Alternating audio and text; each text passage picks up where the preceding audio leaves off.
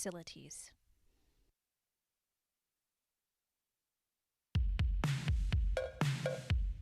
In your life, there's not a lot of times where you're going through the exact same things as 80 other people on a day-to-day basis, so it's a really special bond you make with your classmates. I can walk down the street and see somebody I know, and not only do I see those people, they're constantly checking in with me. They're asking the questions about how my studies are going, how my life is going, and really investing their time in me. And I felt that online through the virtual program with the MBA as well. I really did feel like that the professors were there for us. I was so grateful to be able to have mentors and faculty members who were so supportive of achieving both my personal and professional goals throughout this program. The programs challenged me, and maybe I didn't know something, but I had to go find an answer. And I think it was important to realize I'm still learning. I am fortunate where I get to do research that is both inherently personal and professional. So my work is for parents just like me who are trying their best to raise good and kind humans. I have taken a lot away from my students who helped me to see what I can do, not only to teach future universities of students, but also how to look at what they're doing as a lens to how I can see what I can do as my own work. Iowa City is that perfect big city with a small town feel. It's been a very welcoming place to move to and start our life here. I was able to find community really quickly, and I was able to find the right people who were there to guide me, and so I felt like all fell into place.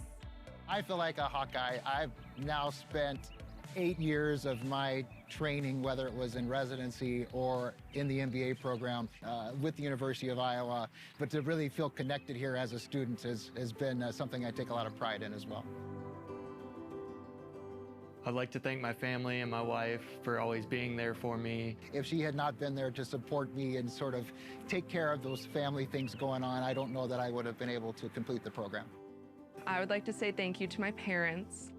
They have been my rocks, they have been my greatest support, and I just can't say thank you enough for being my biggest cheerleaders throughout these last 8 years. And also I would like to credit my friends back home. Pakistan is 12 hours ahead, and they would make time for me, listen to all my stories, help me navigate some of the problems that I would face. My advisors have been wonderful. They're just as a team of awesome scholars. You all have shaped me in ways that I will carry with me for the rest of my life, and I'm so eternally grateful for that. My mentors and faculty members who have first shown up as incredibly authentic human beings and second as scientists. I'm so grateful to your modeling your humility and curiosity and desire to make the world a better place.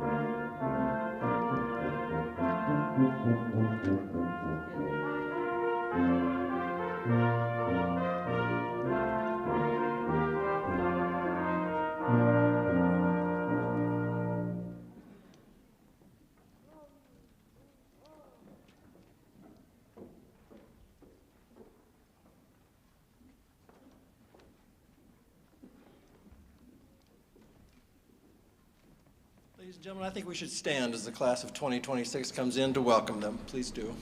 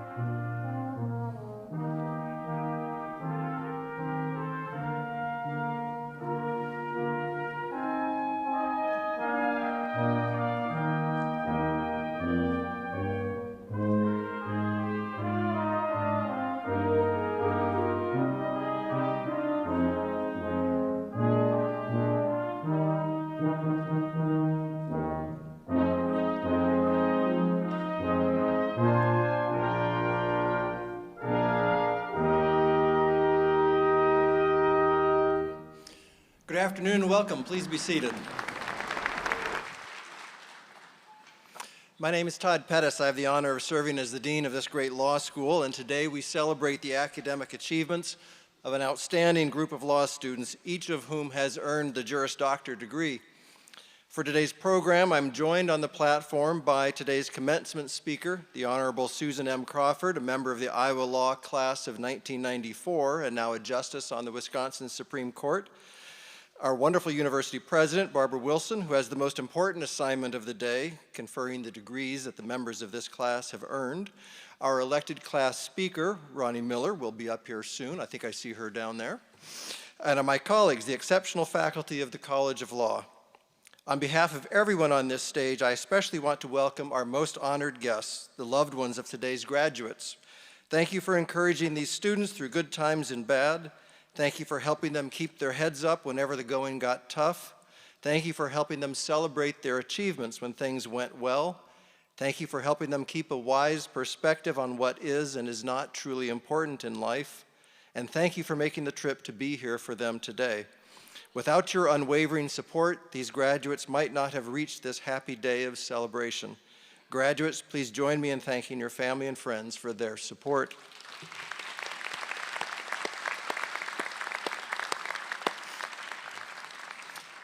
It's my pleasure to introduce our student speaker, Ronnie Miller.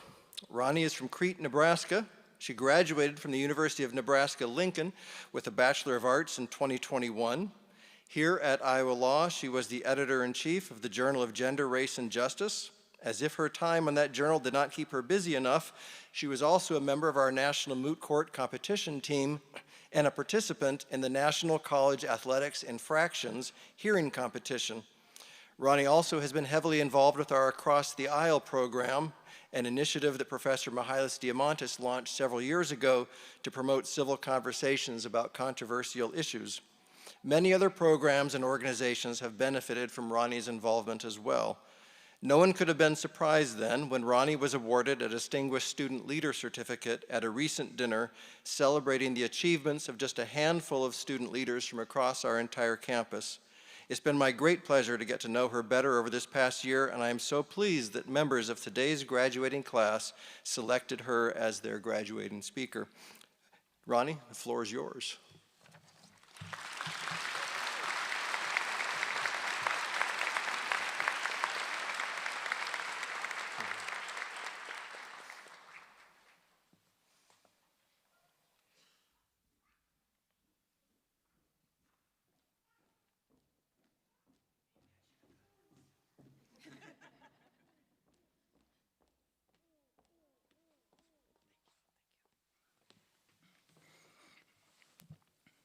Good afternoon, faculty, friends, family, and most importantly, fellow graduates.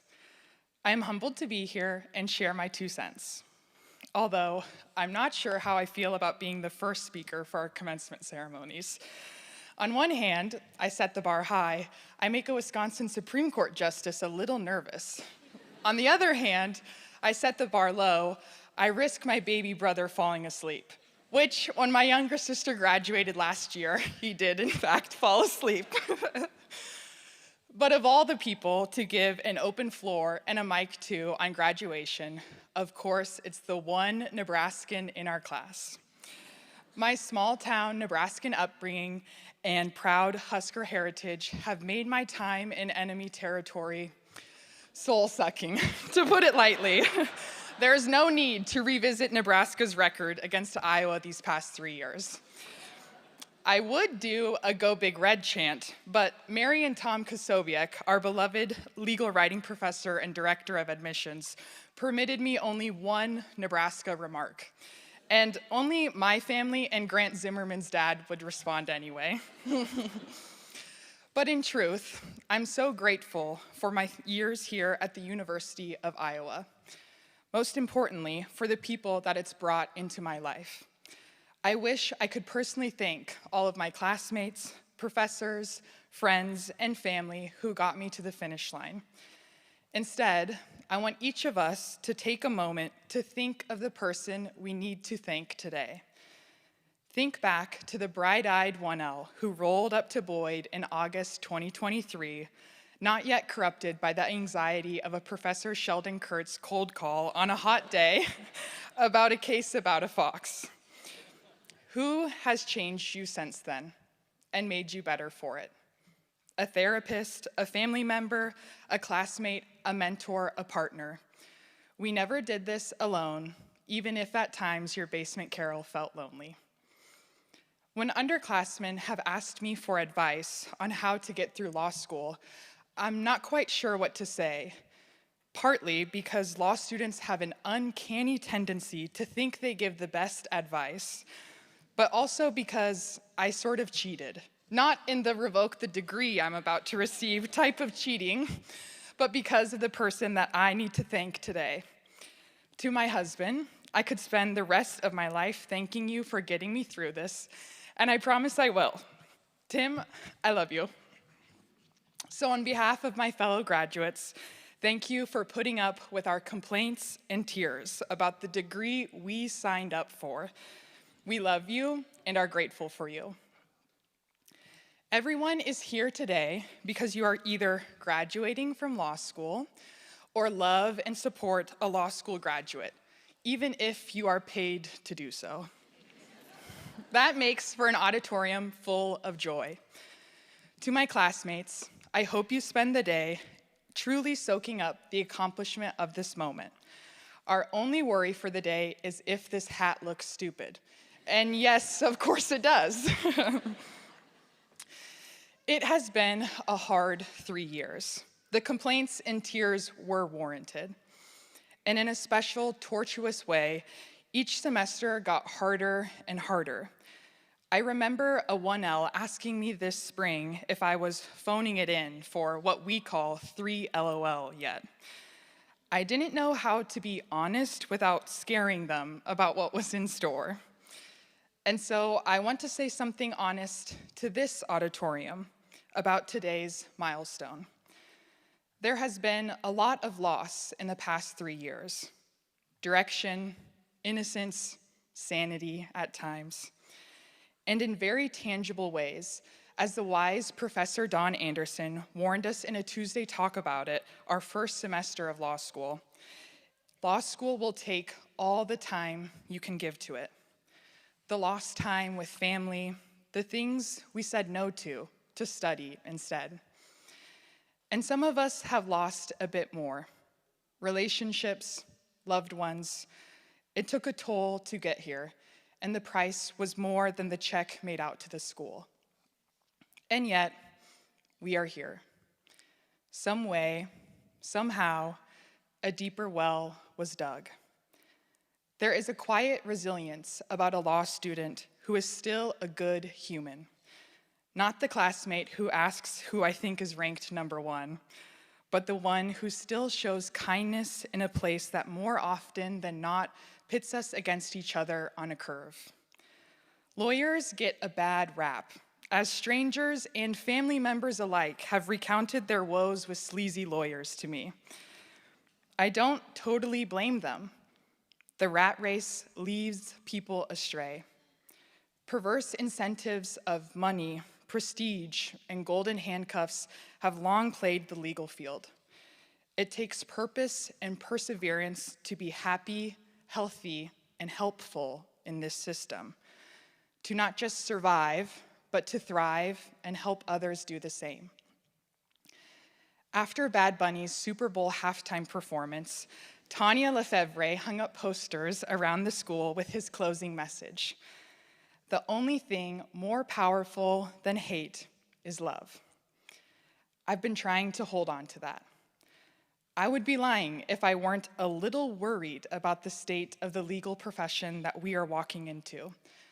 A quick scroll through your news outlet of choice shows violence, despair, frustration, and a deep overall disagreement about how the world should be.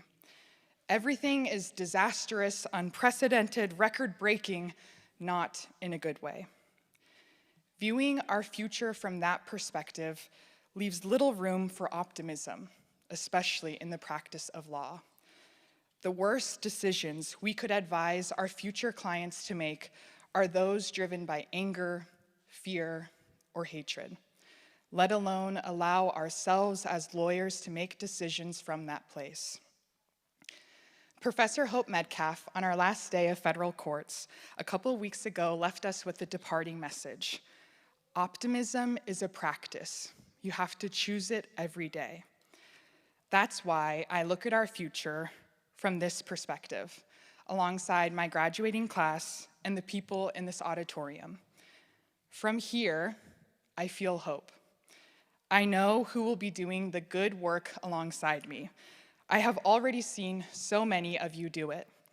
Some of you, as law students, have filed lawsuits in federal court, held press conferences on said litigation, argued and won. Oh wait, that was all just Tiffany Brinkman. But it is more than just Tiffany fueling my fierce sense of optimism.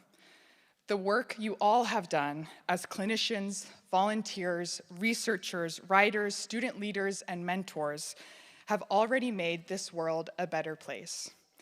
So many of you have impressed and inspired me, not least of all because of your strength in doing what is right and your dedication to use your talents and education for good. So whatever adventure lies for you on the other side of this stage, I have the same wish singer Noah Kahan does in The Great Divide, edited to apply to law students. I hope that you're not losing sleep about what's next. I hope you're not scared of your soul and what life as a lawyer may do with it. But if you are, it's okay. I'm with you. I hope that in those moments of uncertainty, love triumphs over hate. I'm excited to cheer you all on and in the good that you will do. Our world needs a lot of it. Congratulations on graduation, Iowa Law Class of 2026. Thank you.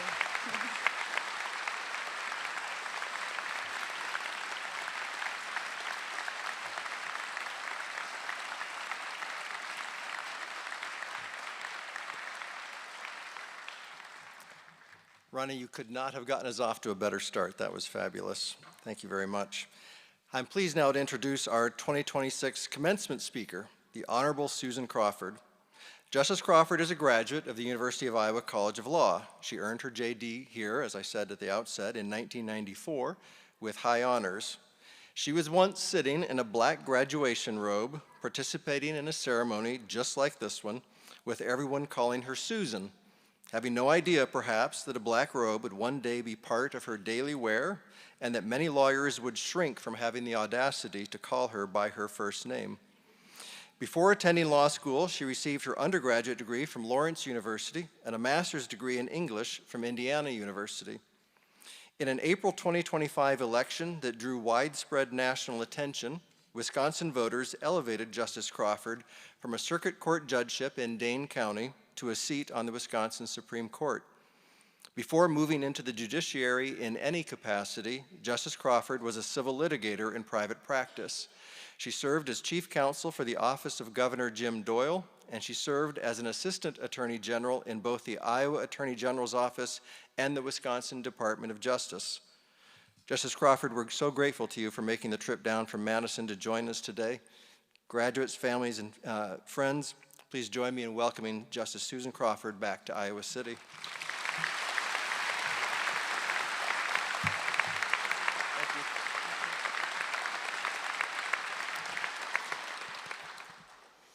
Well, tough act to follow, Ronnie. Thank you. Good afternoon, everybody, graduates, family members, friends, faculty, and staff. It's really an honor to be here to celebrate this pivotal moment in your lives and careers with all of you today. You've worked hard to reach this point, and I'm sure you're experiencing a mix of emotions, relief, anxiety, and I hope you're feeling pride in what you accomplished to get here. And I hope you're also excited and energized about the opportunities ahead of you in the profession you're about to enter. When I started law school, right here at the Iowa College of Law, I did not have a master plan. I grew up in Chippewa Falls, Wisconsin, and did not know any lawyers growing up. The people I looked up to the most were my teachers. So as a college student, my goal was to become an English professor. Law school for me was definitely plan B. And I went to law school with a pretty loose grasp of what lawyers actually do from day to day. I just hoped that a law degree would give me some opportunities to help people solve some of the big problems I saw around me. And maybe it would open a few more doors professionally than that master's degree in English literature I earned before law school. I remember my own law school graduation well. It was right here, Hancher Auditorium, and my mixed feelings of relief and anxiety. The commencement speaker at our graduation was Alan Page, then a justice on the Minnesota Supreme Court. And as you may know, Justice Page is also an NFL Hall of Famer for his accomplishments as a defensive tackle for the Minnesota Vikings. And I can tell I'm not in Wisconsin because I didn't hear any boos when I just said Vikings. Justice Page was very impressive and even a little intimidating, and not just because of his physical stature. Here's a man who completed law school while actively playing professional football for the Vikings, and you thought you were busy. Justice Page accomplished amazing things as a professional athlete, a lawyer, a state Supreme Court justice, and a philanthropist. I can't really compete with all that. Sure, I was the goalie for the women's soccer team at my Division III liberal arts college, but it's not quite the same thing. Now, what stayed with me from Justice Page's speech after all these years wasn't what he said about his accomplishments, as impressive as they are. It was what he said about overcoming fear. He talked about being afraid of getting called on in his first semester contracts class in law school. Who can relate to that? And he said he decided to get it over with, so he raised his hand. And afterward, he realized something important. The anticipation had been the worst part, harder than actually just doing the work. And that stuck with me. The importance of raising your hand and doing the work. So there's no single path into this profession, whether you're an English major or a professional football player, and there's no single way to serve in it.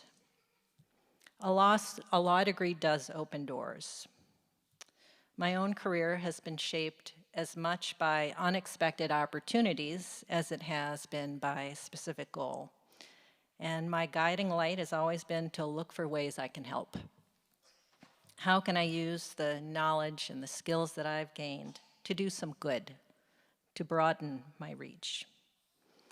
Because at its core, the law is a service profession.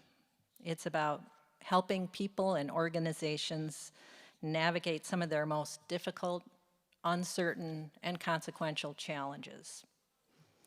So whether you find yourself representing a client in court, advising an organization, maybe making decisions from the bench, your work will matter, often in ways you may never fully see.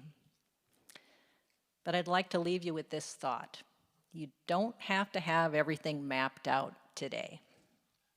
What will help you have a fulfilling and impactful career is having a sense of purpose and the flexibility to follow that where it leads you. Ask yourself, who do I want to help? Maybe it's families in crisis, or protecting communities as a prosecutor, or defending the rights of those accused of crimes. Maybe what would thrill you is helping a startup to launch an innovative business, or guiding a big corporation through a complex financial transaction. But look for ways you can help. And when the opportunity comes, raise your hand. Many of you are stepping into roles where you'll be scrutinized, challenged, and second-guessed, and you may not feel fully ready for that.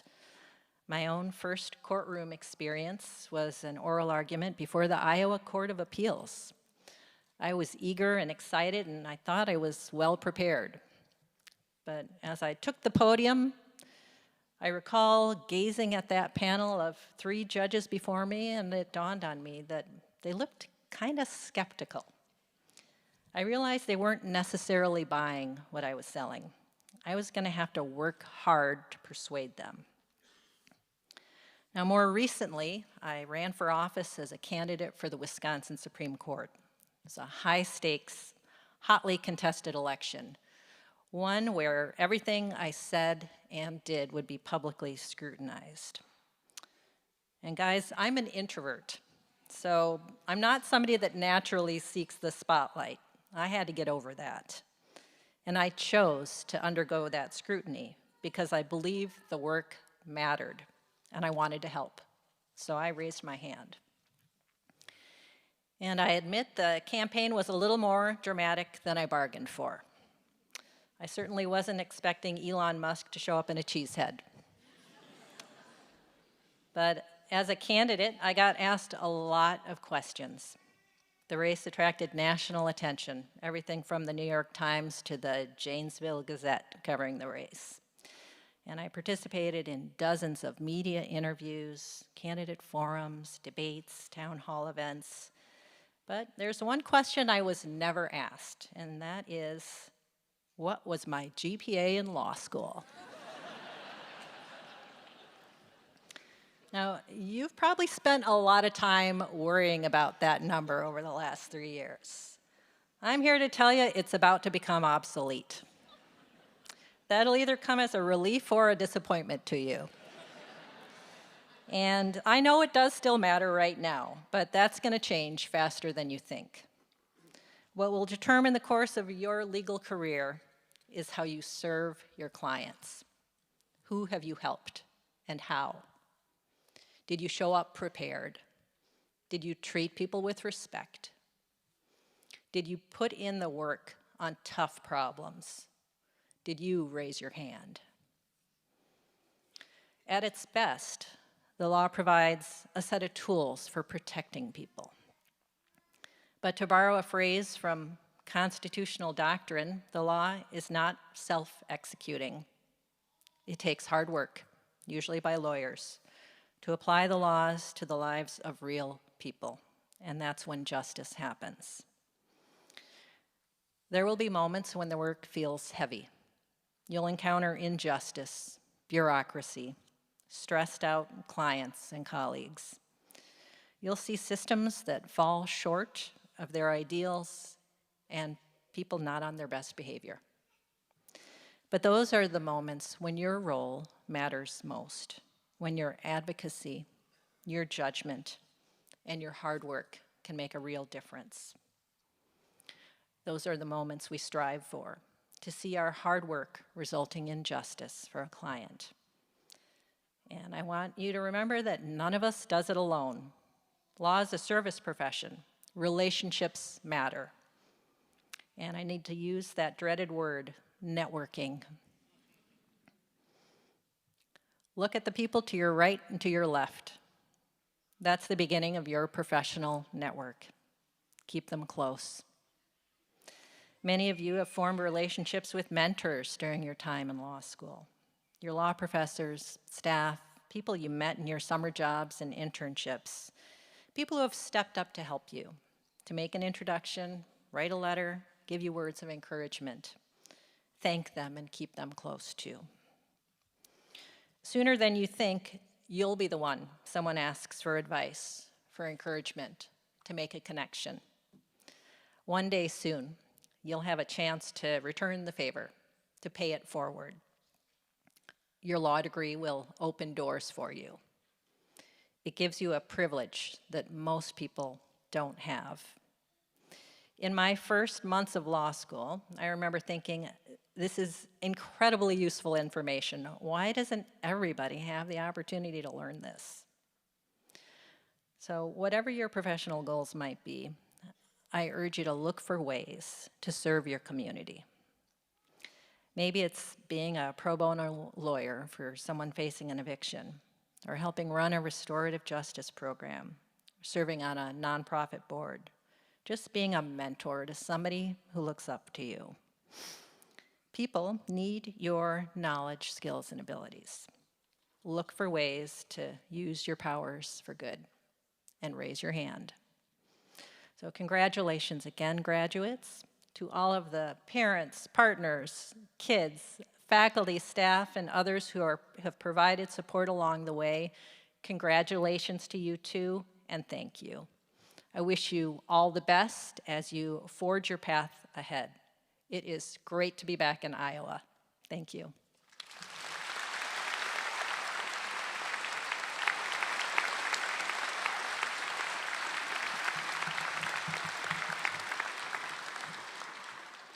Thank you so much, Justice Crawford. Ronnie, your remarks, and Justice Crawford, your remarks make me very proud to be a lawyer and to be involved with the people on this stage in the work of legal education. It's time now to turn to the main business that brought us together today. President Barbara Wilson, on behalf of the faculty of the College of Law, I am proud to present the candidates before you. They have completed all the requirements for the degree of Juris Doctor. Members of the class of 2026, please rise and remain standing.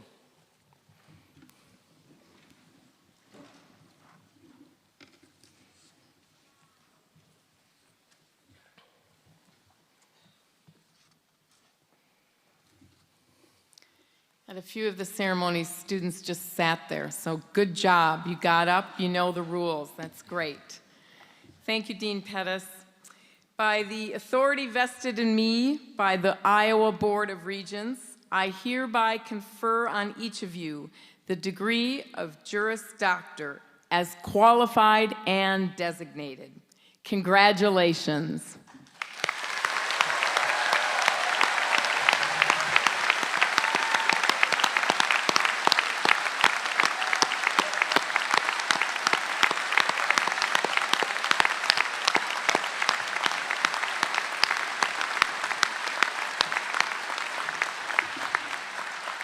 You may be seated. All that work, president comes in, just says a few magic words, you've got your JD degree. You might be asking, could we have had her over a little sooner? But nope, 3 years. It's very well earned. Thank you very much, President Wilson. I'll now ask the graduates to come forward to be individually introduced by Professor Cesar Rosado Marzan and to receive their doctoral hoods from Professor Allison Guernsey and Professor Emily Hughes, all three of whom were chosen by today's graduates to participate in these ways in today's ceremony.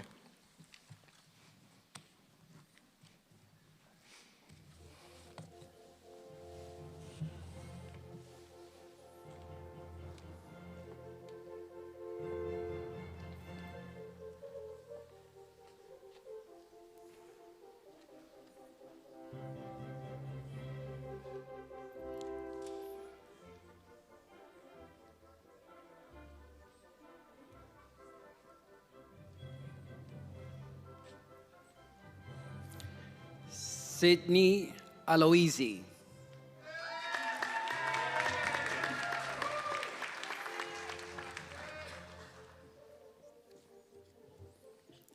Ibrahim Al-Qasim.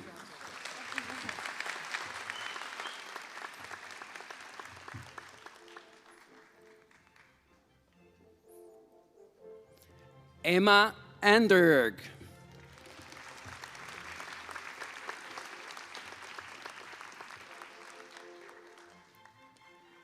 Danny Arkfeld.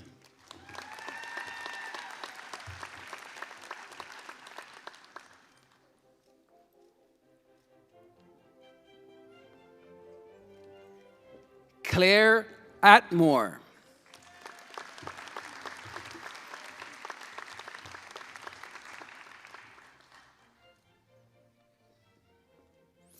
Bless Grace Bay.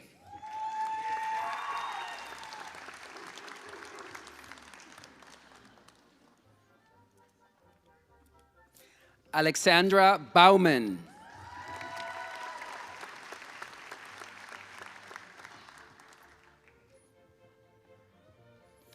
Alexander V. Bernard.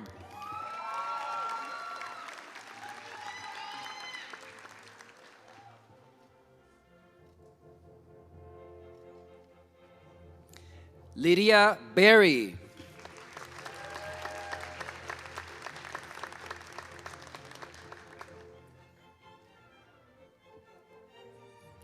Kayleanne Bishop.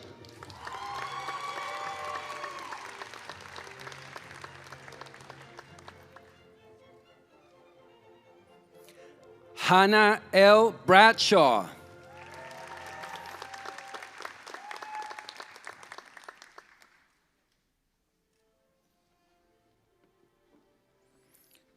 Madeline Brunig.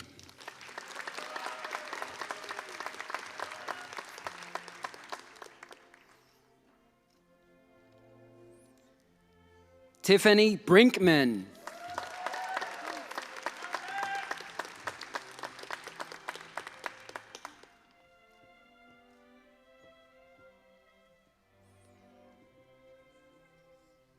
Andrew J. Brick.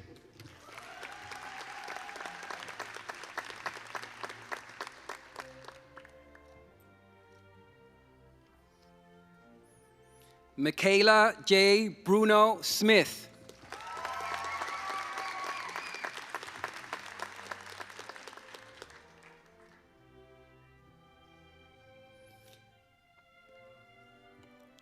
Aiden Francis Bruton.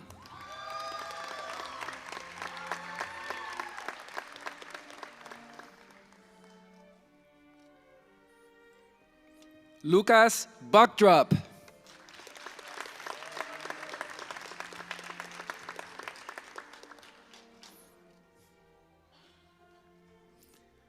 Joe Burzicott.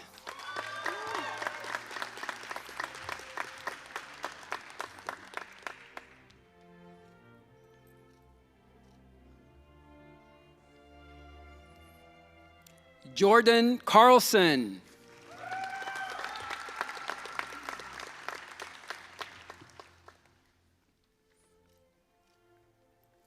Spencer Nathan Clark.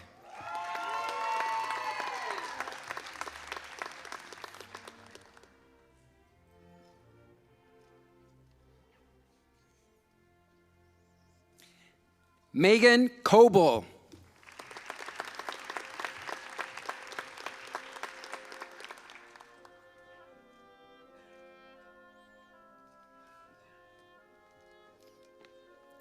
Annie Caldwell.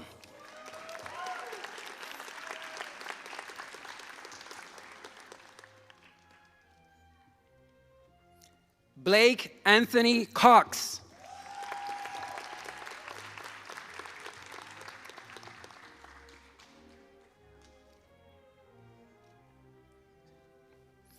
Abigail Constance Crabtree.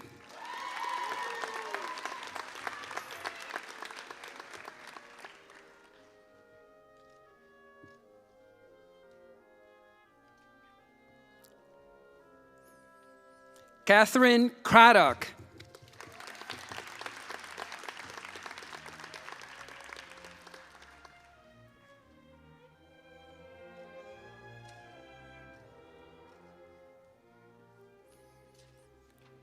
Emily Cray.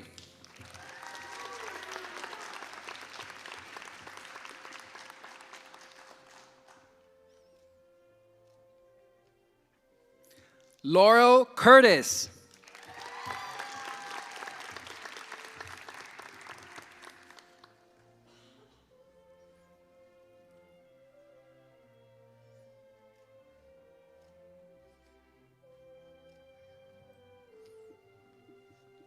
Jacob Dom.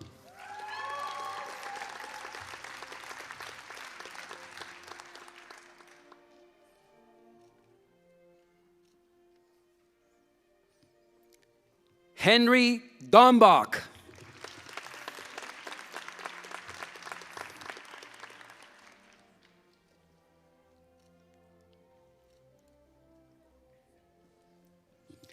Andrew Daniel.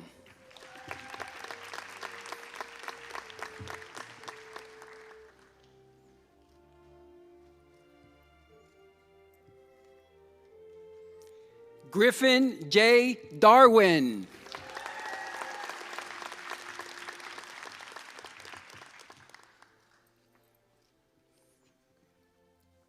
Mackenzie R. Dulu.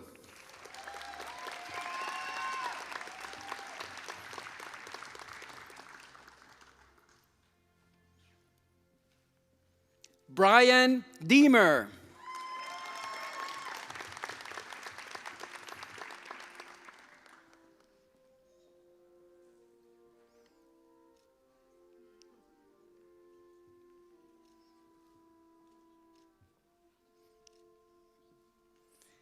Emma Marie Diers.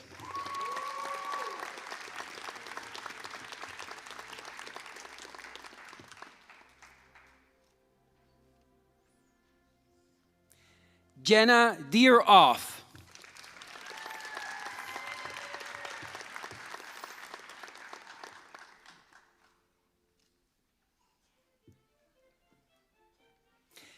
Teresa E. Eckel.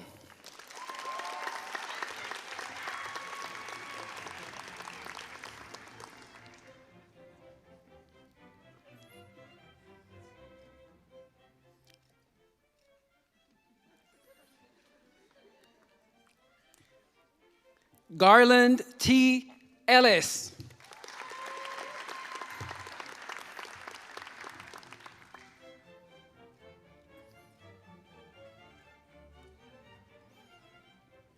Matthew C. Erickson.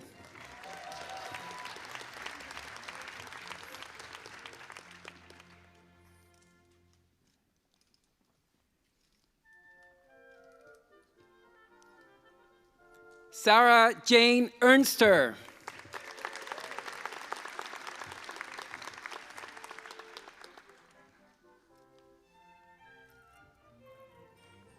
Elijah Furcus.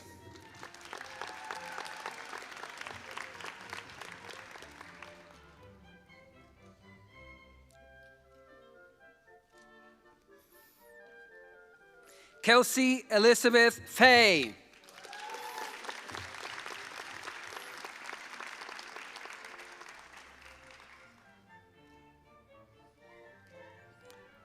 Maxwell P. Fenton.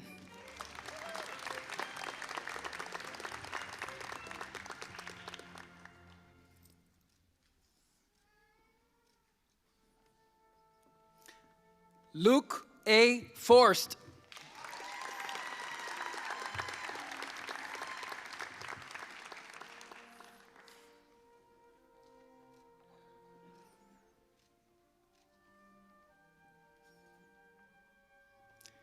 Christian Fricke.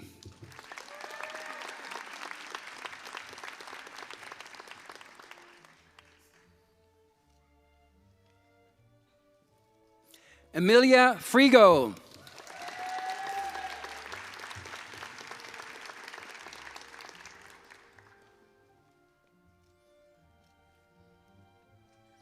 Brendan Fritz.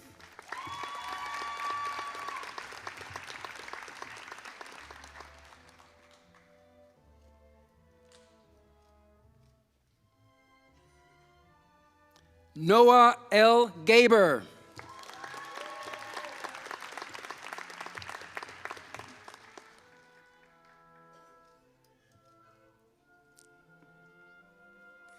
Michael A. Garcia.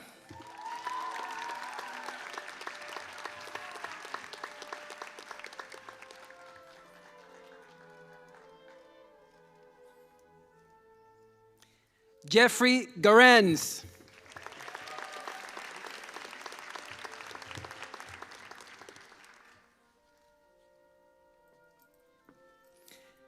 Jackson Gettleman.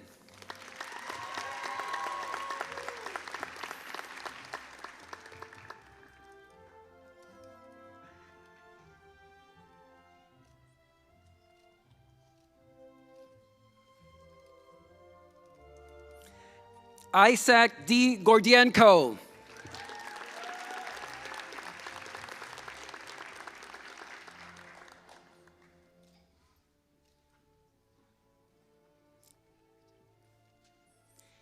Ian P. Grunig.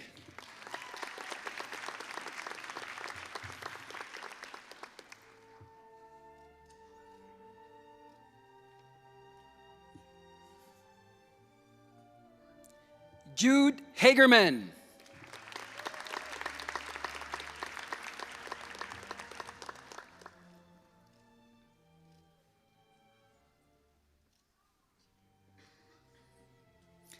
Michael James Hamill.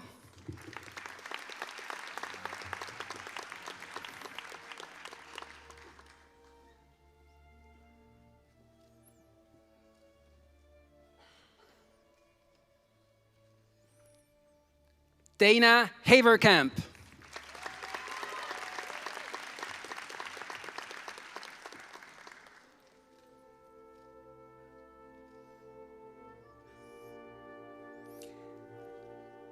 Alex John Hayful.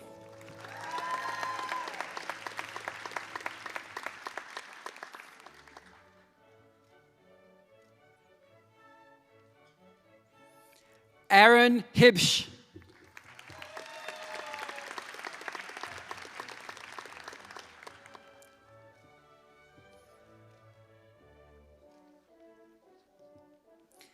Maya Jaluker.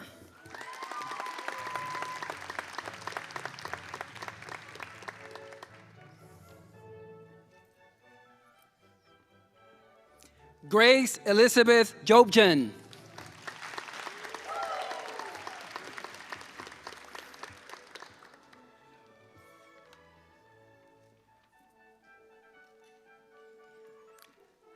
Patrick Francis Johnson.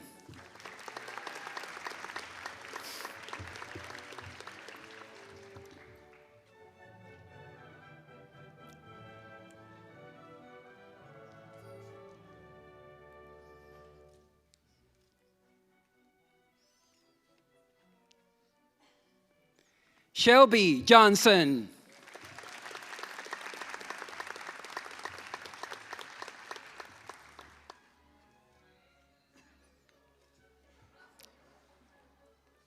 Madison Marie Joyce.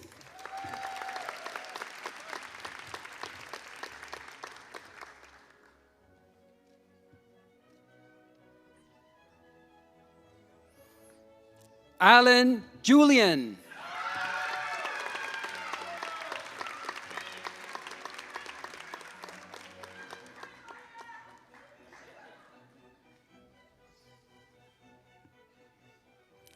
Adam Khan.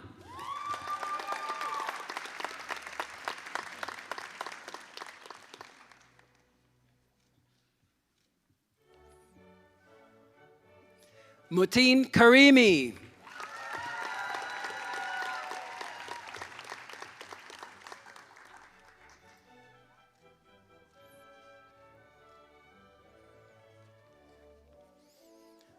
Olivia Osborne Cato.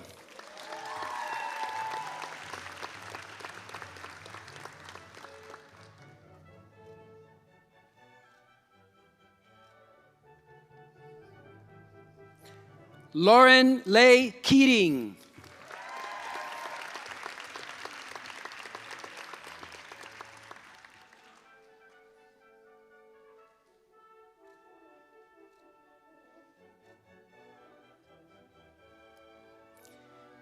Quinn J. Kennedy.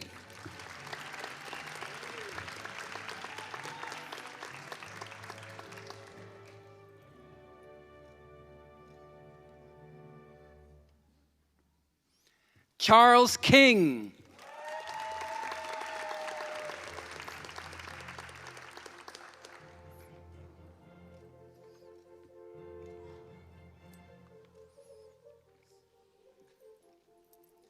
Jackson Kaler.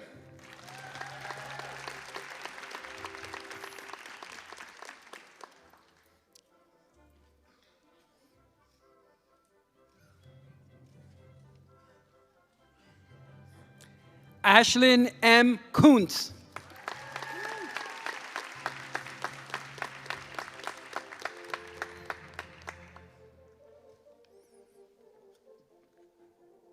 Kyle Koff.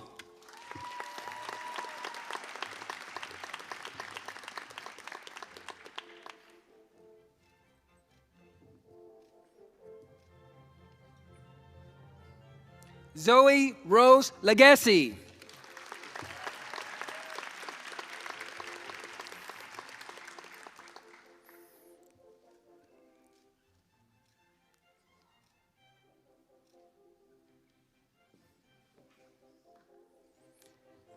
Justina J. Lee.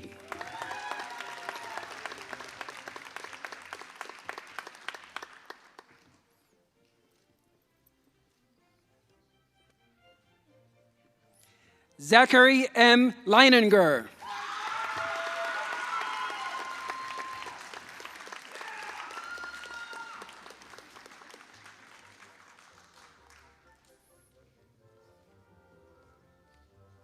Aaron Loker.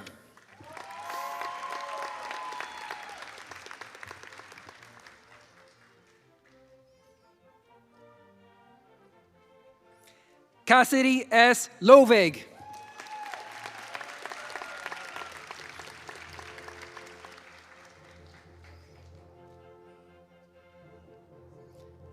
Jack P. Maher.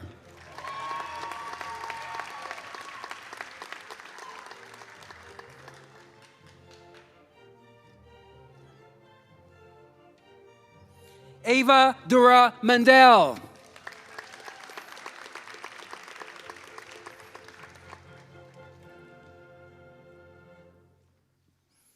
Nina Marie Marquardt Westphal.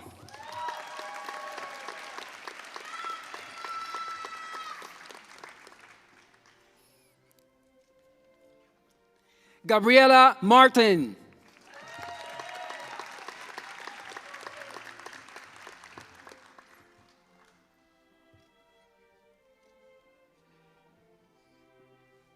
Caitlin Elizabeth Maddox.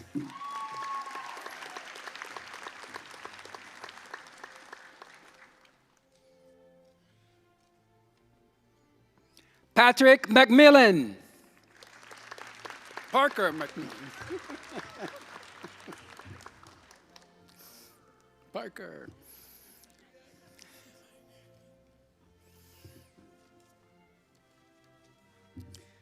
Sean McQuaid.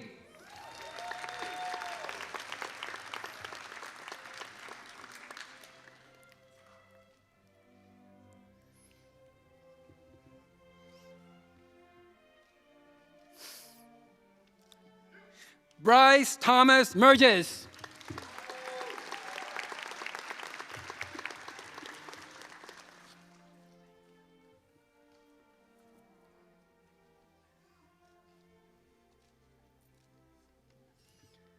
Emily Jane Miller.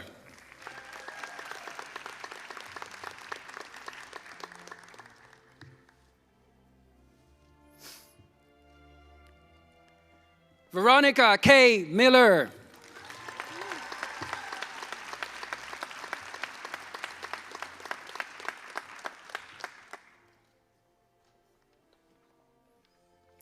Ethan Miner.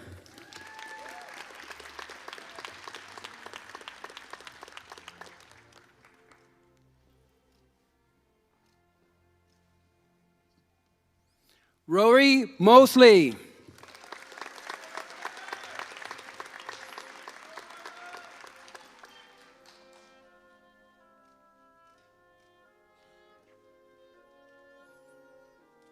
Michaela May Mostek.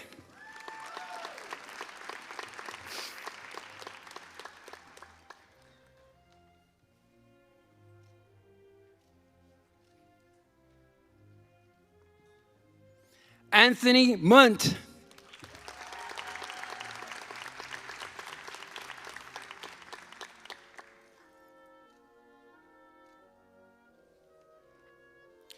Brennan P. Murphy.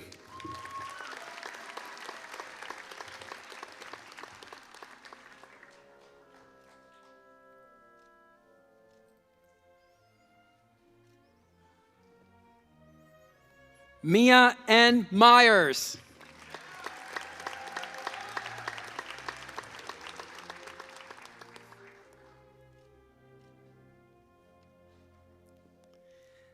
Zachary R. Nelson.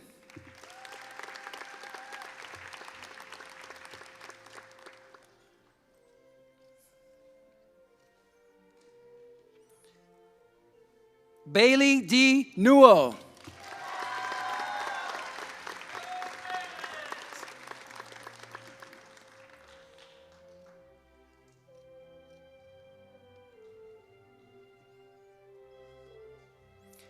Chris John Nixon.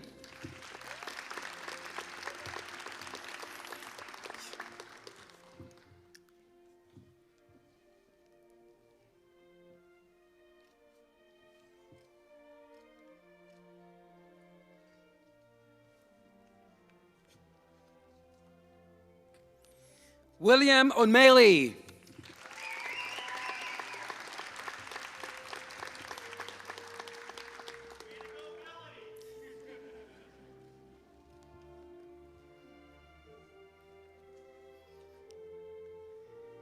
Jensen O'Shea.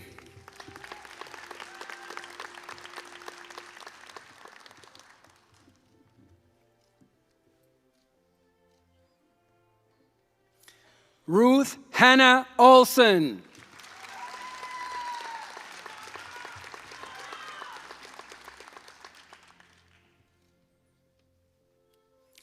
Laura Onby.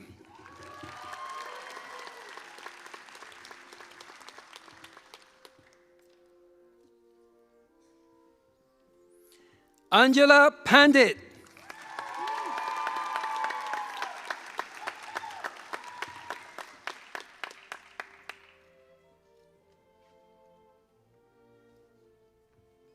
Erin Pop.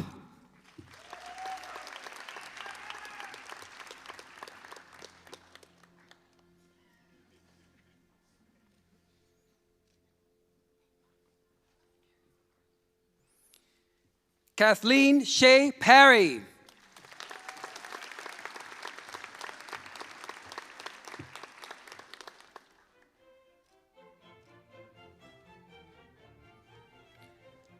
Charles Peterson.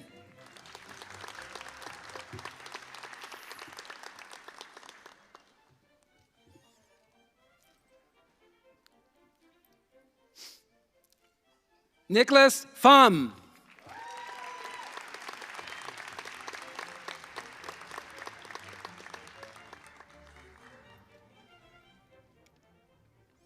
Brendan R. Powers.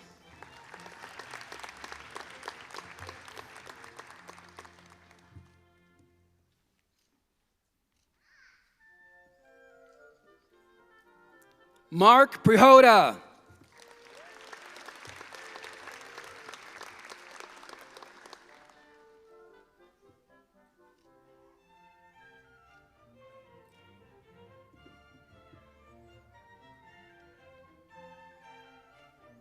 Tristan A. Prose.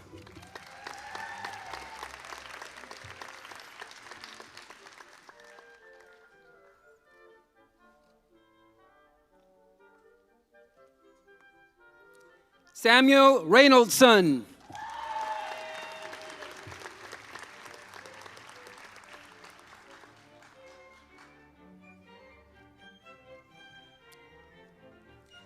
Daniel James Romberg.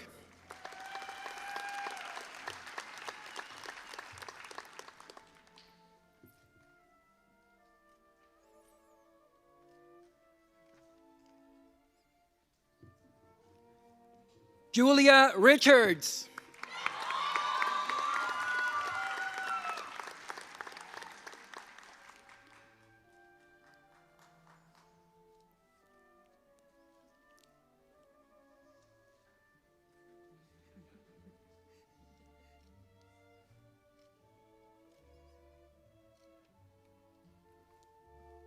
Joseph Richwalski.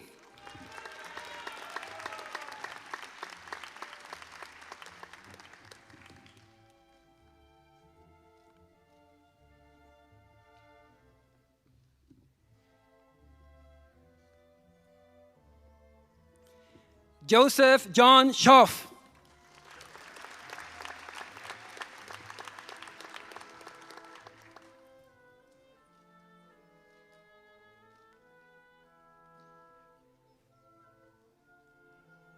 Sarah Schroeder.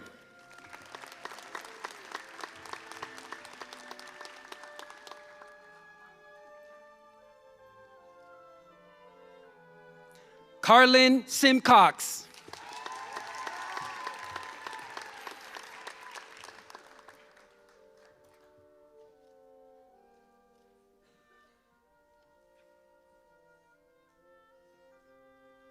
Ali Sims.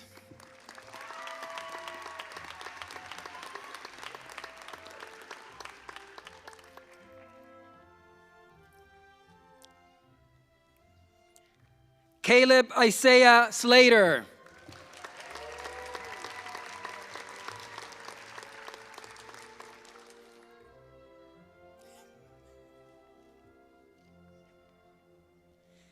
Holden Smith.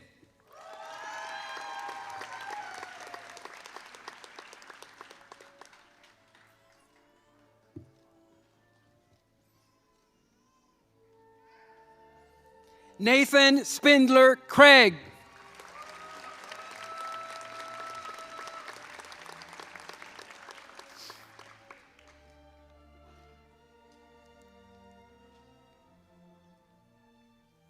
Elizabeth Stroud.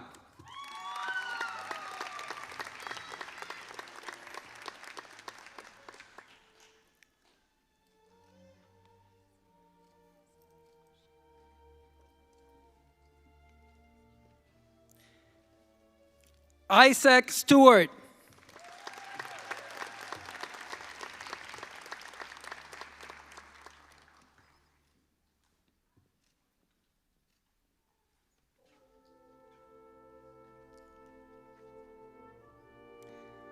Lauren Stubbs.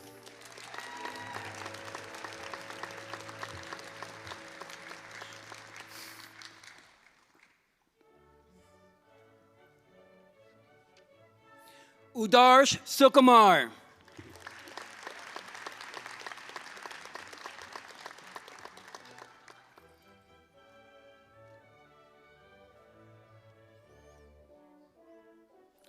Hunter Thompson.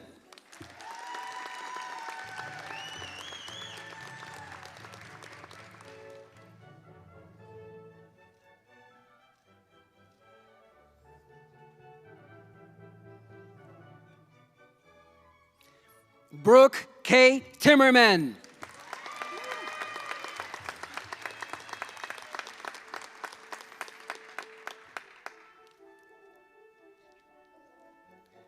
Anna Turnquist.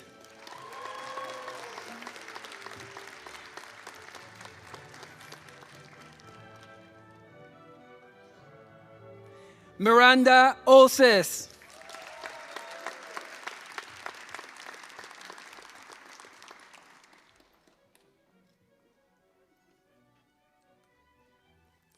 Marcelo J. Vargas.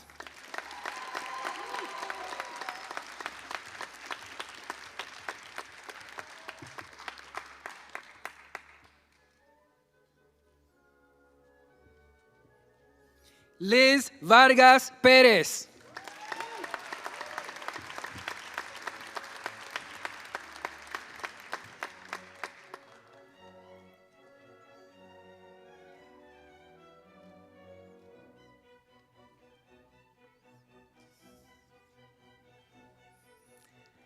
Kelsey R. Vogel.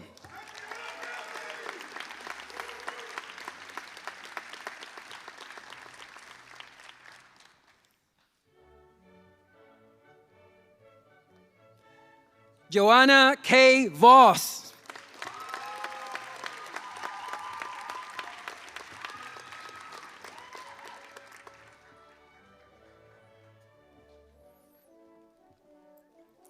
Maureen A. Wenright.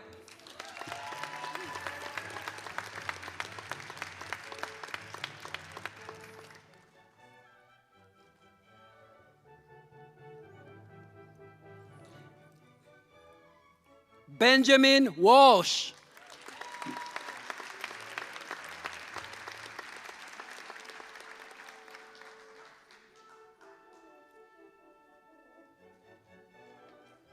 Noah Robert Weiner.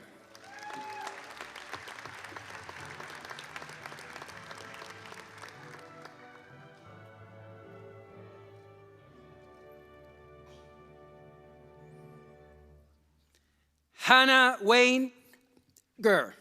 Hannah Winger.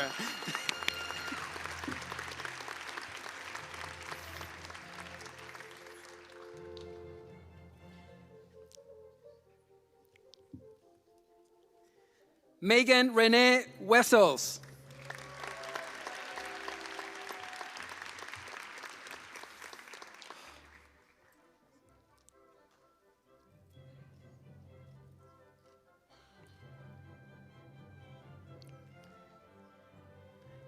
Elizabeth Wiesman.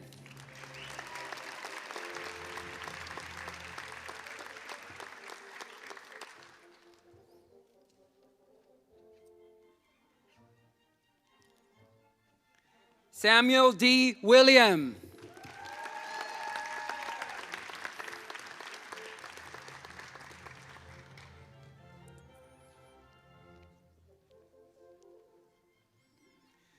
Chloe Alexandra Wright.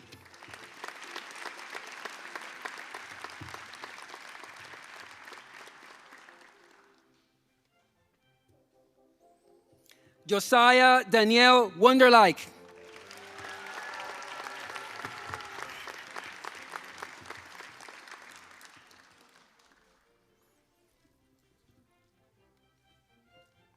Murdad Sarif Carr.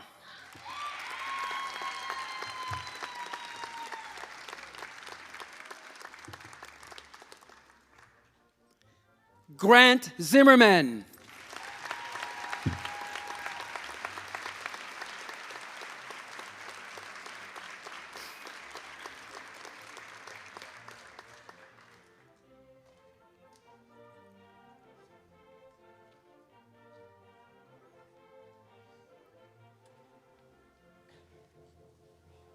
There's a quick photograph that's taken in the back, so before we pick back up, we're going to wait for them to file all the way through. We sit here quietly, we can listen to the music, or graduates, you can turn around and find family with a zoom lens or something and give a wave, but we'll be ready in just a couple minutes.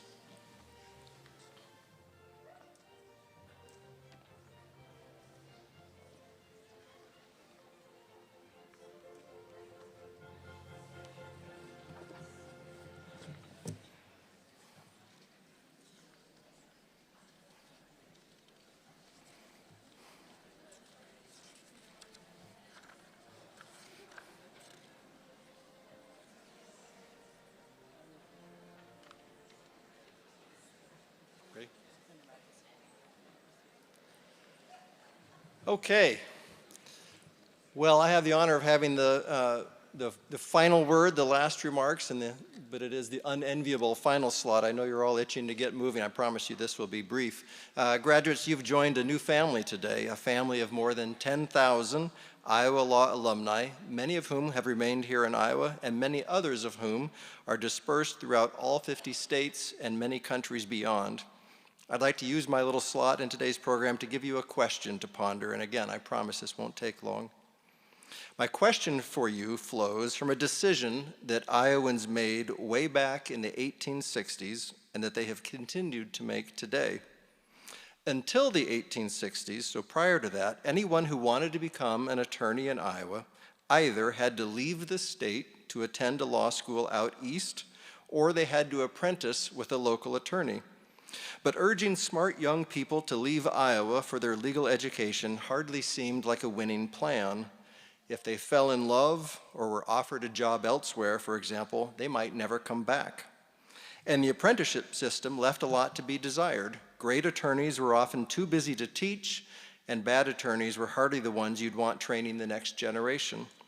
And so two Iowa justices, George Wright and Chester Cole, created the first law school west of the Mississippi River. They held evening classes in their offices in Des Moines and soon attracted a small but loyal following. 3 years later, the University of Iowa persuaded them to move their law school here in Iowa City. They set up shop in the old Capitol building, that beautiful gold-domed landmark that sits at the heart of our campus today, and we've been training new lawyers in Iowa City ever since. Stories are often better when there's a villain lurking in the wings, and in my brief telling of our story this afternoon, there is a villain, and that villain is none other than, can you guess, Justice Chester Cole. You didn't see that coming, did you? The villain is Justice Chester Cole. He left the university in 1875. In part, he wanted to be closer to the state legislature in Des Moines, and there's certainly no harm in that. He also was in a fight with the university about his salary. He wanted $150 per week, but the university wouldn't pay him more than $100. There's no harm in that either.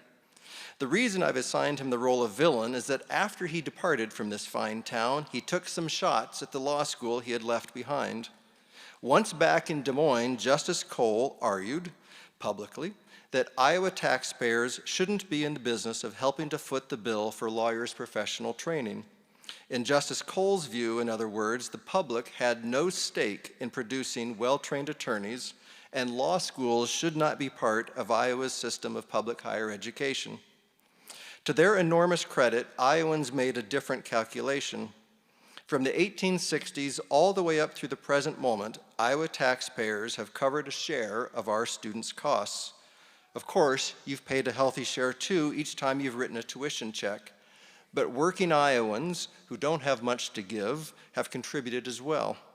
And so have generations of donors, especially alumni, such as you now are, who recognize the importance of our work. So here's the question I want to ask you. Why have hardworking Iowans made that choice, and why have so many donors joined them? By helping to produce graduates like you, what is in it for them? What are they getting out of the deal? Why would people you've never met decide to help pay for your legal education, which they have? There are many reasons, but I think the biggest of them is this.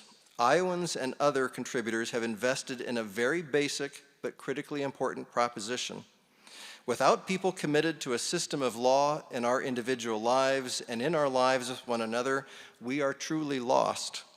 President John Kennedy put it this way when speaking at Vanderbilt University in May 1963, just 6 months before his assassination. Law is the adhesive force in the cement of society, creating order out of chaos and coherence in place of anarchy. Certain other societies may respect the rule of force, but we respect the rule of law. You, my friends, are the result of people's financial investment in the rule of law in this society. Through the services and leadership that you will provide in your workplaces and in your communities, that investment will pay off.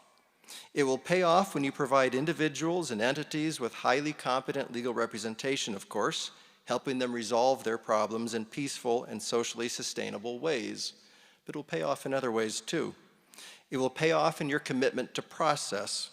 When others are ready to pronounce verdicts long before the evidence is in, whether in the court of public opinion or in more formal proceedings, you will be thinking about the fairness of the process by which winners and losers are chosen.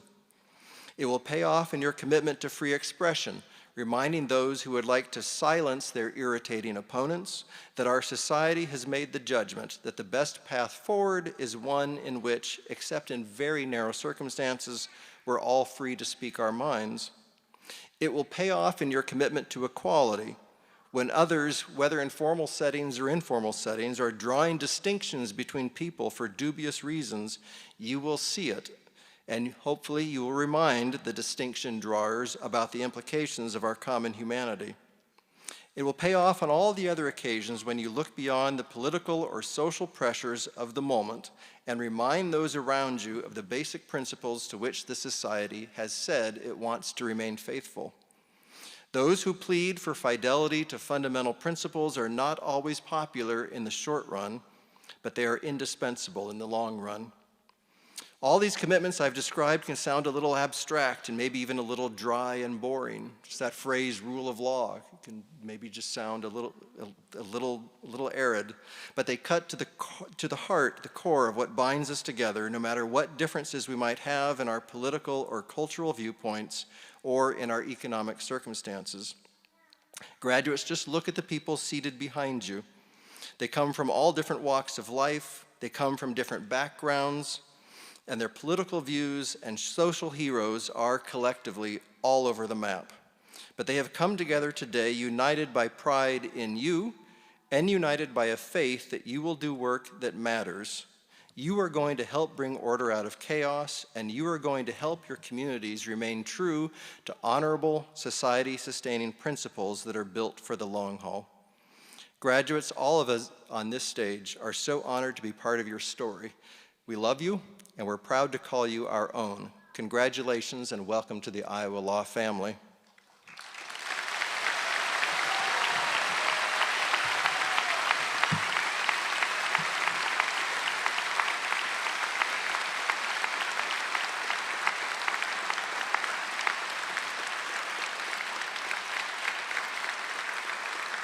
Okay. Graduates, you are getting a standing ovation behind you.